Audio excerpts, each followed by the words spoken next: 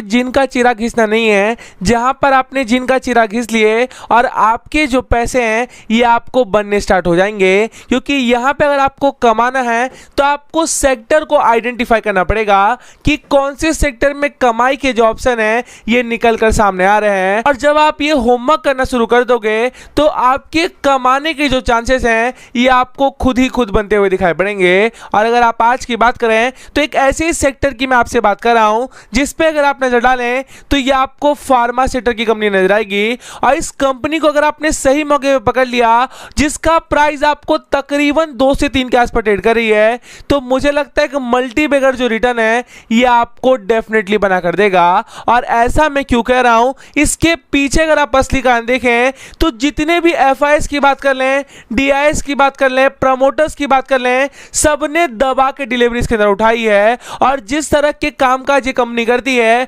और जैसे फ्यूचर में इसकी सोच चल रही है, उसके भरोसे अगर आपने 100 शेयर उठा लिए तो मुझे लगता है आपका कमाना आपको कंफर्म नजर आएगा। और साथ में जो लोग मुझे बार बार कंप्लेन करते रहते हैं कि सर आपका पेनी स्टॉक में खरीद नहीं पा रहा, तो उनके लिए अगर आप देखें तो मैंने ऑलरेडी डिस्क्रिप्शन बॉक्स में लिंक दे दिया है। और मेरा आपसे रिक्वेस्ट रहने वाला है कि उस वीडियो को आपको अच्छे से देखना चाहिए। और जब आप वो वीडियो देखोगे तो आपको क्लैरिटी आएगी कि कैसे किसी पेनी शेयर को खरीदा जाए। और जब आप खरीद पाओगे तभी आपके मुनाफे के चांसेस बनेंगे। तो थोड़ा सा आगे बढ़े तो सबसे पहले इस कंपनी के क्वार्टरली जो नतीजे हैं वो मैं आपके सामने प्रेजेंट करना चाहूंगा। तो इस कंपनी के जो क्वार्टरली नतीजे हैं ये मैंने आपके सामने प्रेजेंट कर दिया है। और यहाँ पे अगर आप देखें तो हम लोग दिसंबर 20 का जो कंपैरिजन है ये मैं आपको मार्च 21 से बताने वाला हूँ। और सबसे पहले अगर आप नेट सेल्स की बात करें तो तकरीबन 9 करोड़ 43 लाख के जो आंकड़े थे इसने दिसंबर 20 के पोस्ट किया था। और वहां से अगर आप मार्च 21 की बात करें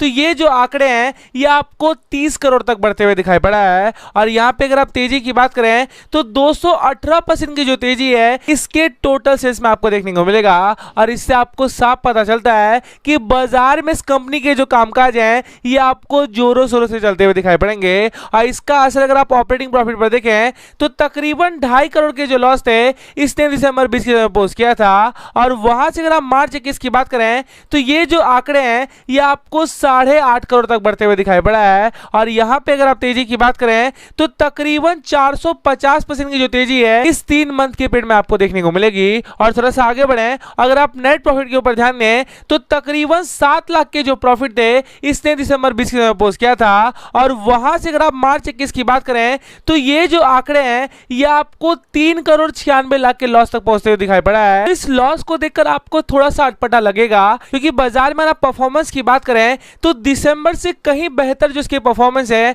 ये आपको मार्च 21 में देखने को मिल रहे हैं। पर इसके बावजूद 3 करोड़ का लॉस कैसे आया, इसके ऊपर अगर आप नजर डालें तो तकरीबन 12 करोड़ का जो अमाउंट था इसने नई फैक्ट्री को सेटअप करने के लिए किया है। और उस फैक्ट्री के बारे में आपको ऑलरेडी पिछले वीडियो में बताया था कि आपको एथेनॉल का जो निर्माण है ये भारत में बिहार के स्टेट से करेगा। और इसके लिए जो भी लाइसेंसिंग के कॉस्ट थे इसने मार्च के क्वार्टर में दिखाए थे। तो थोड़ा सा आगे बढ़े तो कौन से लेवल पर आपको एंट्री लेनी है और कहां एग्जिट करना है ये मैं आपके सामने एक बार प्रेजेंट करना चाहूंगा। तो जो लोग केवल नाम जानने आते हैं उनके लिए अगर आप देखें तो मैं आपसे विकास लाइफ कॉर्पोरेशन की बिल्कुल बात कर रहा हूं। और अगर आप इसके प्राइस मूवमेंट के ऊपर ध्यान दें तो तकरीबन 31 अगस्त का वो समय था जब ये आपको 18 रुपये 55 पैसे के आसपास ट्रेड कर रही थी। और फिर वहां से अगर आप देखें तो बाजार में गिरावट, और ये जो गिरावट आई थी इसके पीछे अगर आप असली कारण देखें तो इसके जो प्रमोटर थे ये लगातार बाजार में माल बेचते हुए नजर आ रहे थे।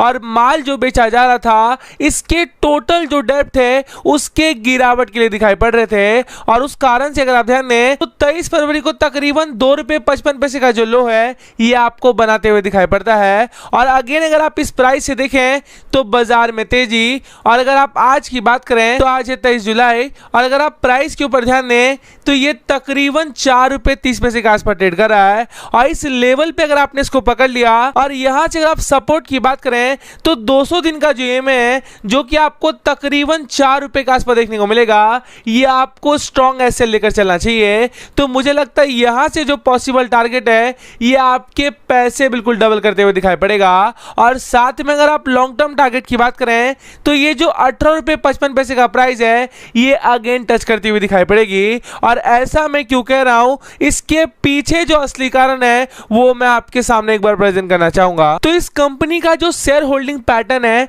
ये मैंने आपके सामने प्रेजेंट कर दिया है और यहाँ पे अगर आप देखें तो आपको प्रमोटर का नाम पहले देखने को मिलेगा और अगर आप इनकी हिस्सेदारी की बात करें तो ये आपको 20.07 के आसपास अगर आप ध्यान दें तो आपको मार्च के समय पर देखने को मिल रही थी और वहां से अगर आप जून की बात करें तो ये बढ़कर आपको 20.09 के आसपास देखने को मिल रही है और इससे आपको क्लियर संकेत जा रहे हैं कि बाजार में इसके जो प्रमोटर हैं ये वापिस से माल खरीदना स्टार्ट कर दिए हैं और अगर आप अगले 2 से 3 क्वार्टर की बात करें तो मुझे लगता है वापिस से 40 से 50% का जो स्टेक है ये खरीदते हुए दिखाई पड़ेंगे और इसके पीछे अगर आप असली कारण देखें तो इनका जो मोटिव है कि हम लोग एथेनॉल का जो लाइसेंस लिए हैं उससे भारत में सबसे ज्यादा जो एथेनॉल का निर्माण है यही करेंगे और जब इस तरह की सोच मार्केट में आती है तो उससे आपको क्लियर पता चलेगा कि इनका नंबर 1 बनने की जो कोशिश है वो आपको अभी जारी दिखाई पड़ रही है। और थोड़ा सा आगे बढ़े और अगर आप FIS और FPI की होल्डिंग की बात करें तो तकरीबन 0.2 का जो रेशियो था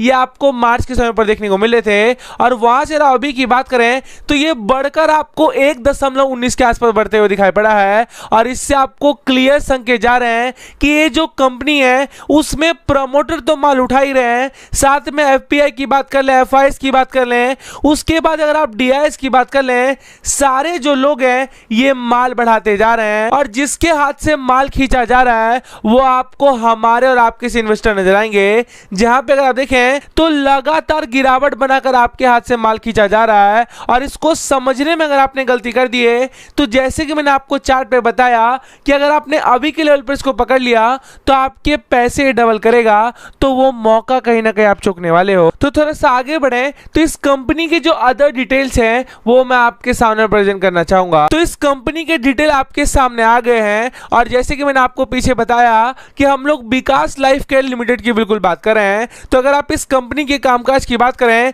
तो ये आपको हेल्थ केयर सेक्टर में काम करता है, ये आपको पॉलिस्टर मेकर नजर आएगा, ये आपको ग्रेनुअल मेकर नजर आएगा, ये आपको फाइनेंसिंग का काम करता है और साथ में अगर आप इसके नए बिजनेस की बात करें तो ये आपको भारत में एथेनॉल का जो डिमांड बढ़ रहा है उसको भी पूरा करने के लिए लाइसेंस लेकर रखा है और जैसे जैसे इसके प्रोडक्शन बढ़ेंगे वैसे वैसे आप देखना इसके टोटल जो बिजनेस का अमाउंट है वो भी कहीं ना कहीं बढ़ते हुए दिखाई पड़ेगा। और अगर आप इसके मार्केट कैपिटलाइजेशन की बात करें तो ये आपको 400 करोड़ के आसपास देखने को मिल रही है और अगर आप करंट मार्केट प्राइस की बात करें तो ये आपको तकरीबन 4 रुपए 30 पैसे के आसपास ट्रेड कर रही है और यहाँ पे मैंने आपको 100 शेयर लगाने की सलाह दी है और साथ में मैंने आपको बताया कि कौन सा सपोर्ट रखना चाहिए और कौन से लेवल पर आपको एग्जिट करनी है। और इसके पीछे अगर आप बड़ा कारण देखें तो चाहे आप रिटर्न ऑन कैपिटल एम्प्लॉयड की बात कर लें या फिर आप रिटर्न ऑन इक्विटी देख लें या फिर इसके प्रमोटर जो होल्डिंग बढ़ रहे हैं उसकी बात कर लें या FIS की होल्डिंग की बात कर लें, FPI की होल्डिंग की बात कर लें, सारे इसके अंदर लगातार माल बढ़ाए जा रहे हैं और जो बेच रहा है ये केवल आपको रिटेल निवेशक नजर आएगा। और इस रीजन से मैंने आपको पहले भी बताया है कि रिटेल निवेशक आपको हमेशा वो मौका चूकते हुए दिखाई पड़ता है जिसमें कमाने के जो चांसेस हैं ये आपको सबसे ज्यादा दिखाई पड़ते हैं और अगर आपने ये मौका चूका तो मुझे लगता है आपकी लाइफ की सबसे बड़ी जो गलती है ये कहीं ना कहीं आपको इसके अंदर देखने को मिलेगी। तो अपनी बातचीत को यहीं पे वाइंड अप करना चाहूंगा। आपको अच्छा लगे तो प्लीज लाइक करके इनकरेज करें। Thank you.